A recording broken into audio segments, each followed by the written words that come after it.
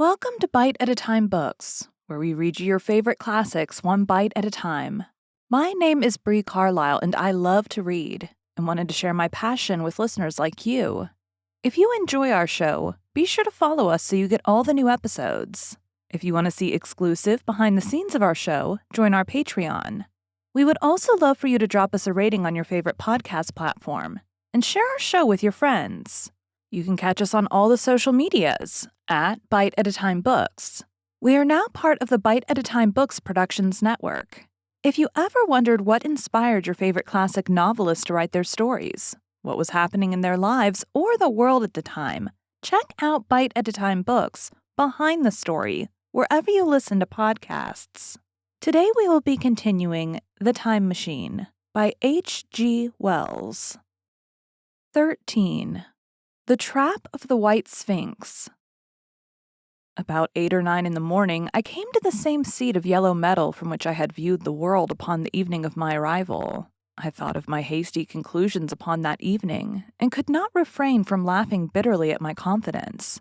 Here was the same beautiful scene, the same abundant foliage, the same splendid palaces and magnificent ruins, the same silver river running between its fertile banks. The gay robes of the beautiful people moved hither and thither among the trees. Some were bathing in exactly the place where I had saved Weena, and that suddenly gave me a keen stab of pain. And like blots upon the landscape rose the cupulas above the ways to the underworld. I understood now what all the beauty of the overworld people covered. Very pleasant was their day, as pleasant as the day of the cattle in the field. Like the cattle, they knew of no enemies and provided against no needs, and their end was the same. I grieved to think how brief the dream of the human intellect had been. It had committed suicide. It had set itself steadfastly towards comfort and ease, a balanced society with security and permanency as its watchword. It had attained its hopes, to come to this at last. Once, life and property must have reached almost absolute safety.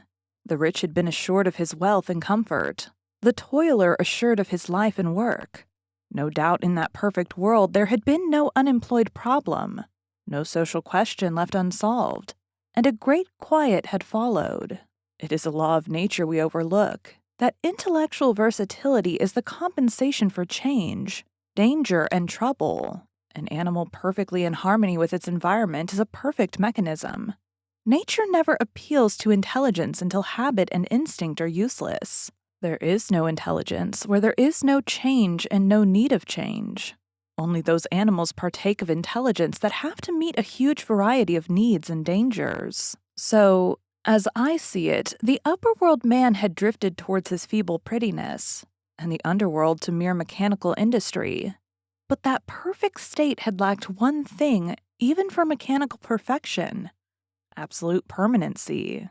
Apparently, as time went on, the feeding of an underworld, however it was effected, had become disjointed.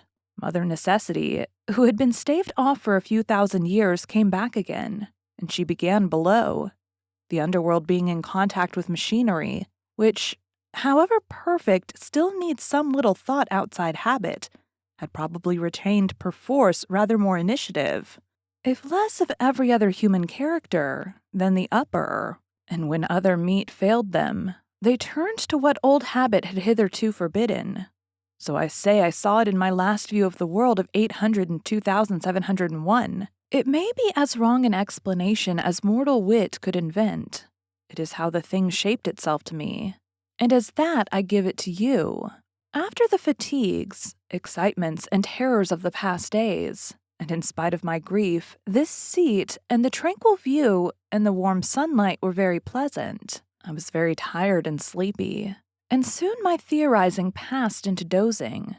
Catching myself at that, I took my own hint, and spreading myself out upon the turf, I had a long and refreshing sleep. I awoke a little before sunsetting.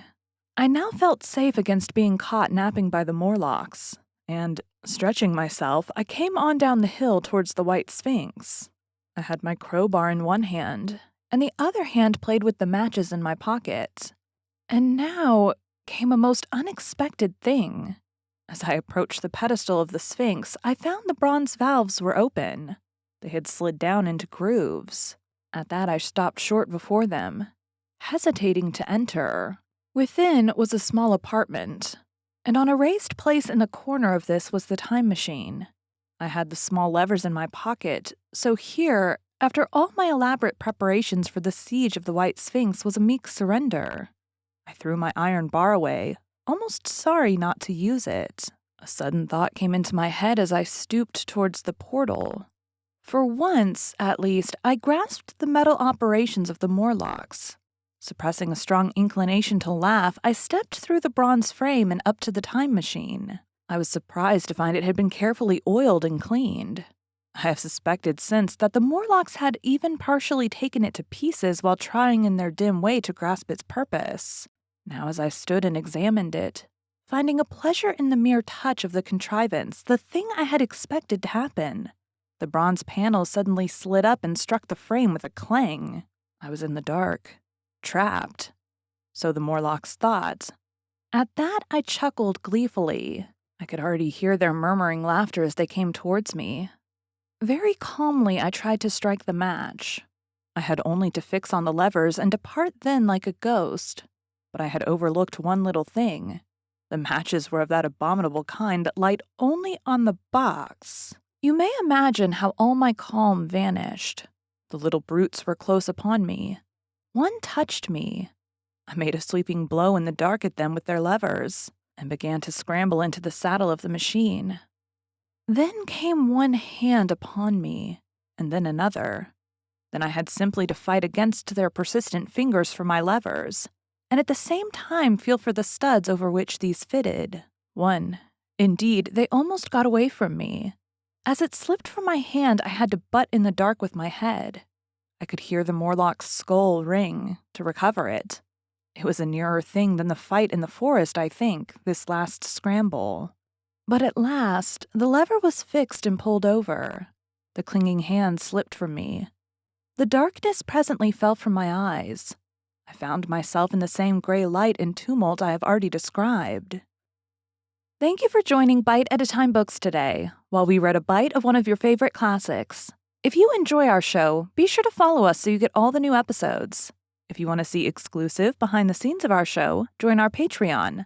We would also love for you to drop us a rating on your favorite podcast platform and share our show with your friends. You can catch us on all the social medias at Bite at a Time Books. Also, be sure to check us on our website, www.biteatatimebooks.com. We are now part of the Bite at a Time Books Productions Network. If you ever wondered what inspired your favorite classic novelists to write their stories, what was happening in their lives or the world at the time, check out Bite at a Time Books Behind the Story, Tuesdays wherever you listen to podcasts. Again, my name is Bree Carlile, and I hope you come back tomorrow while we take the next bite of the time machine.